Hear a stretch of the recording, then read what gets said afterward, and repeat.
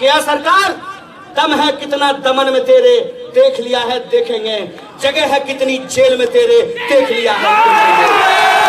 ये कहना पड़ेगा कि ये भारत है और ये भारत गांधी की धरती है, ये भारत अंबेडकर की धरती है, ये भारत भगत सिंह की धरती है, ये भारत अशफाक उल्लाह खान की धरती है, ये भारत फातिमा शेख की धरती है, ये भारत मौलाना अबुल कलाम आजाद की धरती है, ये भारत चंद्रशेखर आजाद की धरती है। और वो जो भारत है उस भारत को हम झुकने नहीं देंगे, उस भारत को हम मिटने नहीं देंगे।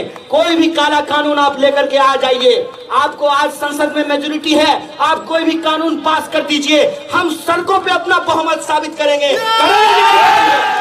कपड़ा, मकान, शिक्षा, स्वास्थ्य, सड़क, बिजली, ये देश का मुद्दा है।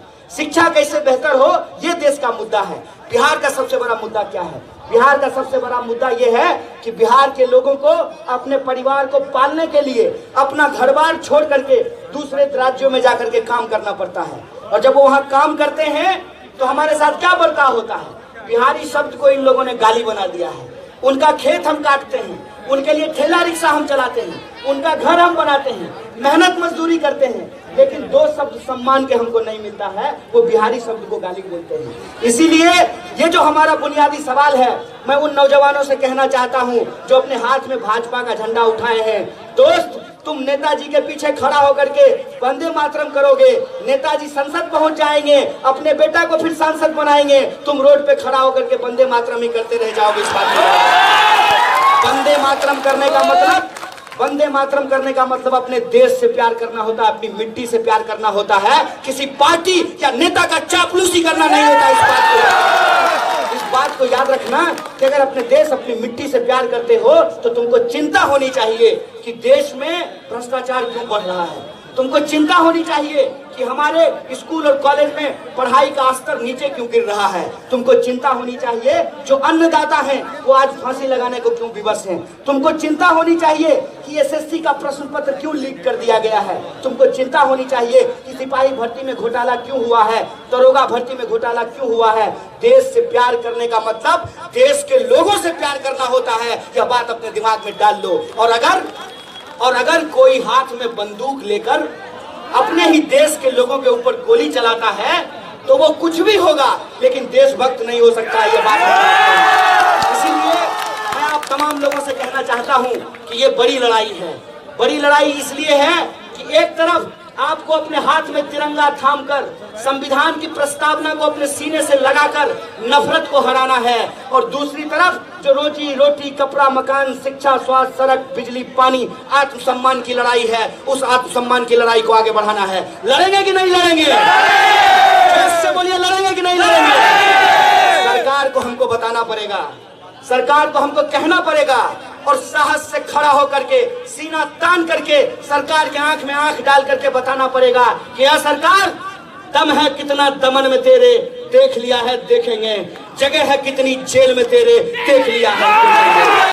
और आज फिर से अंग्रेजों की नीति पे चलने वाली एक सरकार दिल्ली में बैठी है। तो हम सरकार को कह देना चाहते हैं कि यह सरकार, अगर तुम जनरल डायर बनने के लिए तैयार हो तो हम भगत सिंह की तरफ फांसी पर चलने के लिए तैयार हैं। इस बात को याद रखना कि अगर तुमने अपने वादे से जिस तरीके से इस देश को गुमराह किया है, तुम गुमराह करोगे तो हम घर घर जा करके, मोहल्ले मोहल्ले जा करके, पूरा देश घूम करके अपनी देश की जनता को बताएंगे कि यह देशवासियों, ये जो लुटेरी सरकार है इसको हमको हराना है और संविधान को जिताना है, संविधान को बचाना है।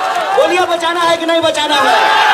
बोलिए, आप किसको मानते हैं, गांधी को कि गोडसे को? अगर गांधी को मानते हैं और आपके हाथ में तिरंगा है तो अपने दिमाग में आप डाल लीजिए कि जिस तरीके से अंग्रेजों ने इस देश में हिंदू मुसलमान करके, इस देश की जनता को गुमराह करके, दंगे फैला करके हमारे ऊपर राज किया था, उसी तरीके से अंग्रेजों के ये चमचे देश में हिंदू मुसलमान करके, दंगे फैला करके हमारे ऊपर राज करना चाहते हैं। तो हम इनको बता देंगे कि हिंदू, मुस्लिम, सिख, ईसाई आपस में है भाई भाई, लड़ाई हम नहीं होने देंगे।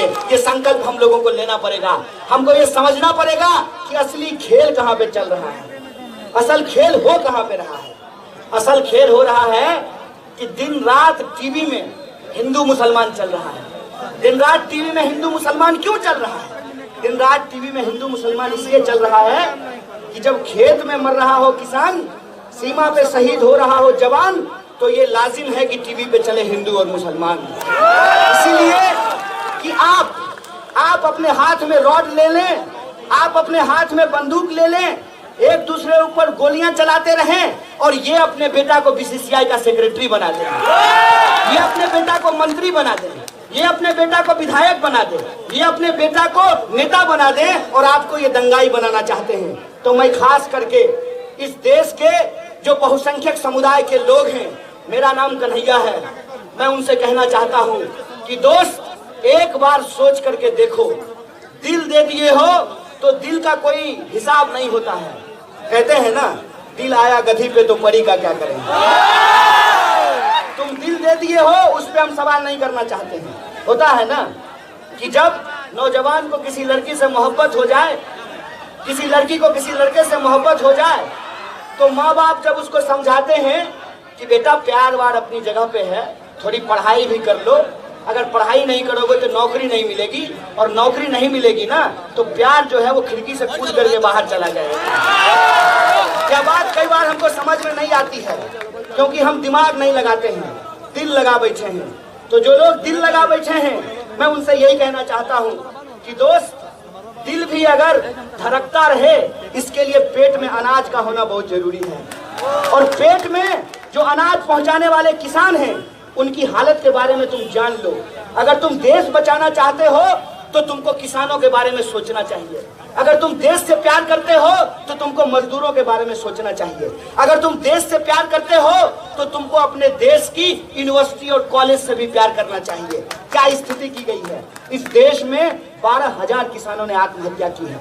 सरकारी आंकड़ा कहता है, हम अखबार नहीं निकालते हैं, हमारे घर में अखबार नहीं छपता है। अखबार में निकला है कि पिछले 5 साल में 3 करोड़ 16 लाख लोगों की नौकरियां